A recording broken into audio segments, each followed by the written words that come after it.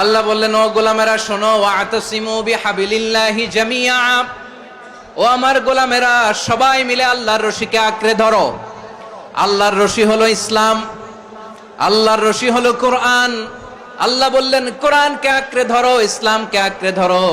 একা একা আঁকড়ে ধরলে চলবে না, জামিআ সবাই মিলে আঁকড়ে ধরো। এই আদেশটা আমাদের জন্য দান করেছেন কে? আল্লাহ তাআলার নির্দেশ, ওয়াতাসিমু বিহাবলিল্লাহি জামিআ, সবাই মিলে আল্লাহর রশিকে আঁকড়ে ধরো। হাবলুল্লাহ মানে আল্লাহর রশি, হাবলুল্লাহ মানে কি? রশি। এই হাবলুল্লাহ আল্লাহর রশি বা আল্লাহর রজ্জু দ্বারা উদ্দেশ্য হচ্ছে ইসলাম। আল্লাহর রশি দ্বারা উদ্দেশ্য কি? তাফসিরে অনেক ব্যাখ্যা এসেছে।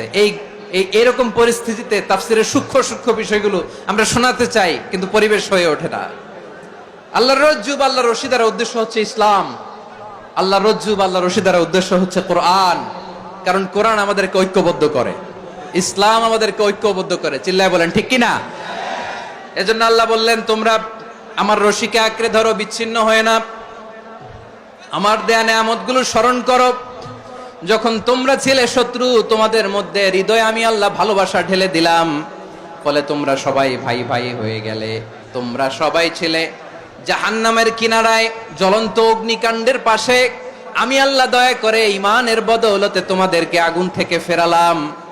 আমি আল্লাহ দয়া করে তোমাদেরকে জান্নাতের পথ দেখিয়ে দিলাম। সুবহানাল্লাহ পড়েন। এমন পথ দেখালাম যে পথ তোমাদেরকে জান্নাতে নিয়ে যাবে, পথের দিশা তোমরা পাবে। লাআল্লাকুম তাহতাদুন। প্রিয় ভাইরা, তাহলে আমাদের যে ঐক্যবদ্ধ থাকতে হবে, এই নির্দেশটা কার? নাকি মন মতো আমি বানায় বলতেছি?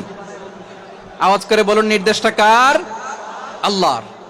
তাহলে আমাদেরকে ঐক্যবদ্ধ জীবন যাপন করতে হবে। প্রিয় ভাইরা, ইসলাম আমাদেরকে ঐক্যবদ্ধ করে। ইসলাম আমাদেরকে কি করে? সংঘবদ্ধ করে, ঐক্যবদ্ধ করে। বিচ্ছিন্ন হওয়া যাবে না। বিরোধ, বিচ্ছিন্নতা, মতানৈক্য, এগুলো আমাদেরকে ধ্বংস করে, আমাদেরকে দুর্বল করে। আর আমাদের ঐক্যবদ্ধ প্রচেষ্টা আমাদেরকে বিজয়ের দিকে এক ধাপ এগিয়ে নেয়। চিল্লায় বলেন ঠিক কিনা? এজন্য আল্লাহ বললেন, ওয়াতাসিমু বিহাবলিল্লাহি জামিআ, তোমরা আল্লাহর রশিকে আঁকড়ে ধরো, তোমরা ঐক্যবদ্ধ জীবন যাপন করো, তোমরা বিচ্ছিন্ন হইও না। বিচ্ছিন্ন হইলে লস, ঐক্যবদ্ধ হলে সেখানে কল্যাণ আছে না নাই? মাইকে কি সমস্যা হয়েছে কোনো? হ্যাঁ,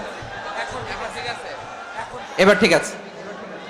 প্রিয় ভাইয়েরা, শেষ করে দেই না? তাইলে শেষ করে দিব তো। গত 2 দিন আগে এসে বসে আছেন, আর আমি আসার 20 মিনিটের মধ্যে উঠে যাচ্ছেন কেন? আর সহ্য হচ্ছে না? আর পারতেছেন না? হ্যাঁ, বসেন। যাদের খুব জরুরত তাদেরকে বের হইতে দেন। অনেকে সকাল থেকে বসে আছে, ওয়াশরুমে যেতে হবে, সারাদিন কিছু খায় নাই, পাগলের মতো বসে আছে। আমি জানি, সব রিপোর্ট আছে আমার কাছে। মেহেরবানি করে বিশৃঙ্খলা করবেন না, আল্লাহর ওয়াস্তে, আল্লাহর ওয়াস্তে। যাদের কষ্ট হচ্ছে বের হয়ে যান। আরো কয়েক মিনিট কথা বলে আমরা শেষ করব। আল্লাহর ওয়াস্তে, আল্লাহর ওয়াস্তে বলার পরেও এরকম বিশৃঙ্খলা করা মোটেও কাম্য নয়। প্রিয় ভাইয়েরা, আল্লাহর ওয়াস্তে, এই শব্দটা কতবার ইউজ করেছি আমি, আল্লাহর ওয়াস্তে। আপনার বুক কাঁপে না? হ্যাঁ, ভয় হয় না আল্লাহর? একটু থামেন, একটু থামেন, মেহেরবানি করে, মেহেরবানি করে। এই তো, হ্যাঁ, মাশাআল্লাহ। আল্লাহর ওয়াস্তে। প্রিয় ভাইয়েরা, ঐক্যবদ্ধ হতে হবে আমাদেরকে। আদেশটা কার? একটু আওয়াজ করবেন। ঐক্যবদ্ধ জীবন যাপন করতে হবে। আদেশটা কার? আমাদের আগে যে সমস্ত জাতিগোষ্ঠী ধ্বংস হয়েছে, বিভেদের কারণে হয়েছে। বিশ্বনবী বলেন, বুখারীর বর্ণনা, ফাইন্নামা আহলাকাল্লাযীনা মিন ক্বাবলিকুম কাসরাতু মাসাইলিহিম ওয়া ইখতিলাফুহুম আলা আম্বিয়াইহিম। তোমাদের আগে ইহুদি নাসারারা যারা ধ্বংস হয়েছে, আমার গজবে উপনীত হয়েছে, 2টা কারণ ছিল। নাম্বার 1, কাসরাতু মাসাইলিহিম, বেশি প্রশ্ন করত, প্রয়োজনে অপ্রয়োজনে নবীরে প্রশ্ন করে আটকাইতে চাইতো, এরকম ডাকাত ছিল তারা। 2 নাম্বার কারণ, ওয়াখতিলাফুহুম আলা আম্বিয়াইহিম, ইখতিলাফ করার কারণে, বিভেদের কারণে, পারস্পরিক বিরোধে জড়ানোর কারণে তারা ধ্বংস হয়েছে। এখন বলেন, আমরা কি আল্লাহর গজব চাই? আমরাও কি তাদের মতো ধ্বংস হতে চাই? এজন্য আল্লাহ তাআলা সূরা আল ইমরানের 105 নম্বর আয়াতে বললেন, ওয়ালা তাকুনু كالذين تفرقوا واختلفوا من بعد ما جاءهم البينات وأولئك لهم عذاب عظيم খবরদার প্রমাণ পাওয়ার পরেও দলিল নাজিল হওয়ার পরেও যারা বিরোধ করেছে, ইখতিলাফ করেছে, বিচ্ছিন্ন হয়েছে, খবরদার তোমরা তাদের মতো হয়ো না। যদি তাদের মতো হও তাহলে জেনে রাখো ওয়া উলাইকা লাহুম আযাবুন আযীম, তাদের জন্য আমি মর্মন্তুদ শাস্তি প্রস্তুত করে রেখেছি। যারা বিচ্ছিন্ন হয়েছে, বিরোধ করেছে, তারা কারা? ইহুদি নাসারারা।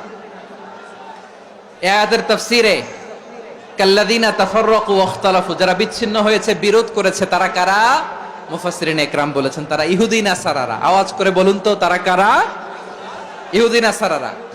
বিষ্ণু ঈসা ইসলাম সুনানে আবু দাউদ এবং তিরমিজির হাদিসে বলেন ইফতারাকাতিল ইয়াহুদু আলা 71 ফিরকা, ইহুদিরা 71 দল হয়েছে। ইখতিলাফ করতে করতে কয় দল? সবাই বলে নাই কয় দল? ওয়াফতারাকাতিন নাসারা আলা 72 ফিরকা, আর নাসারারা হইছে 72 দল। আওয়াজ করে বলুন তো কয় দল? ওয়াসাতাফতারিকু হাযিহিল উম্মাহ বি73 ফিরকা। আর বিশ্বনবী আফসোস করে বলেন আমার উম্মত হবে 73 দল। ইহুদি 71 দল, নাসারা 72 দল, আর আমার উম্মত বুঝে থাকলে আওয়াজ করে বলেন। বিশ্বনবী বলেছেন আমার উম্মত ভাগ হবে কয় দলে? কুল্লুহা ফিন্নার, সব জাহান্নামে যাবে, ইল্লা ওয়াহিদা, একটা দল ছাড়া।